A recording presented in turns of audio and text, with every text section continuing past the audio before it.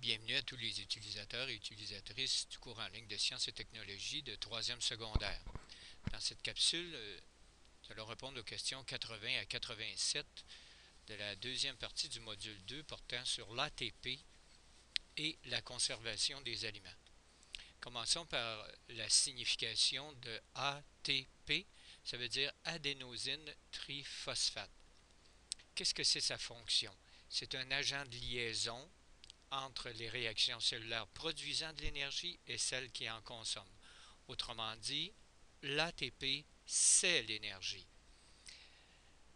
Voici comment fonctionne l'ATP pour libérer son énergie. Vous voyez ici l'ATP avec une enzyme qui va couper un des phosphates de l'ATP pour libérer de l'énergie. Voyons comment ça fonctionne lorsqu'on veut recharger l'ATP et décharger l'ATP. Voyez-vous, ici à droite, on a la respiration cellulaire. Ça, c'est la formule de la respiration cellulaire. Du glucose plus d'oxygène donne du CO2, de l'eau et de l'énergie. Voyez-vous, ici, là, il va y avoir une enzyme qui va former de l'ATP. Par contre, lorsqu'on fait la contraction musculaire, le muscle au repos vers un muscle contracté, on a besoin d'énergie pour faire contracter nos muscles. C'est là qu'on transforme l'ATP en ADP, sauf qu'on libère l'énergie. Ça, c'est bien important. C'est toujours la même petite molécule qui passe de ADP plus P vers ATP, etc. La conservation des aliments, il y a 6 procédés qu'on vous demande de retenir. L'utilisation du froid, en plaçant les aliments au réfrigérateur, l'utilisation du chaud en cuisant les aliments, les radiations, c'est-à-dire on bombarde les aliments, surtout les fruits et légumes, pour tuer les bactéries, la déshydratation, tout le monde connaît les fruits séchés pour aller en randonnée pédestre par exemple, l'ajout d'additifs alimentaires comme dans les hot dogs, excusez l'expression, les saucissons, on met des nitrites par exemple pour les conserver, sinon ils se gâteraient beaucoup trop rapidement. Et la fermentation, c'est un procédé pour former du fromage qui est beaucoup plus stable au niveau conservation que le lait lui-même.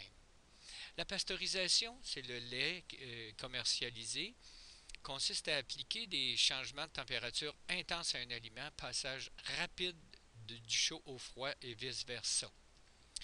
Qu'est-ce que la transgénèse ou la formation des OGM?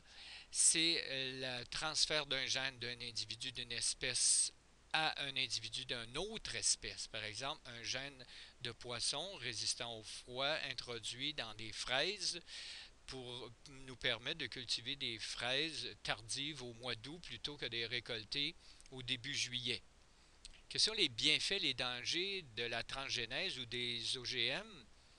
Alors, les avantages, c'est la réduction de l'usage des pesticides et une meilleure production agricole en faisant des semences beaucoup plus performantes. Par contre, il y a 3 inconvénients. Les conséquences inconnues pouvant entraîner des allergènes. Par exemple, dans le maïs transgénèse ou les pommes de terre transgénèse, s'il reste des résidus, est-ce que des personnes qui vont être allergiques à ça? La présence de toxines dans l'environnement, la même chose. Est-ce que ça reste dans le sol ou c'est brisé par les bactéries du sol? Il y a la pollution génétique, le numéro 3.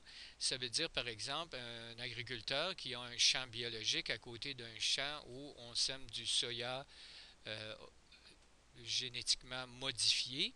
Est-ce qu'il va y avoir une pollution parce que le vent et les insectes peuvent transporter des pollens d'un champ à un autre? Alors, bonne étude pour cette section. À la prochaine.